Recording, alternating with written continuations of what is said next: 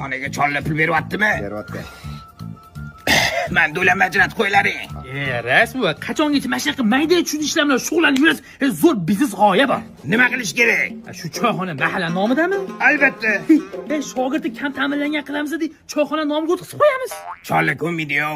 Endi etasiz, choyxonani biz zamonaviy qilamiz desa, 5-6tasidan qo'l qo'ydirasiz bo'ldi. Ustoz, mana shunaqa isqirt g'oyalar miyangizga och qoringa keladimi, to'q qoringa keladimi? Pulim qolmaganda keladi. Ishqilib qamalib ketmaymanmi? Nimaga cho'chiysiz? Hammasi mana dokumentalni bo'ldi-ku. Foydalanib qolsa-chi, kengil rais bo'lasizmi, yo'qmi? Unda sotaylik. Abi Stefan, nima kiyib olgansiz, nima kalta o'ylaysiz? Bu qurib choyxonangiz 60 ming ketar ekan. Lekin 3 ta qursa har biri 100 mingdan ketadi. Mana biznesmi? Puli bor, uy qurib sotadi, aka. Menda pul bor, lekin birovning nomida yerga uy qurmayman. Yerni men nomimga o'tkazasizlar, 3 ta uchastka quramiz. Puli papalan. Bo'ldi. Oxir deb qo'ymaymizmi? Rais buva, oxirni o'ylagan qahramon bo'la olmaydi. Buni men olmadim-ku. Ishi bir ashula nima bo'ldi? Sen topgan tadbirkor mashinaga ekan. Uni ustiga qamalib ketdi.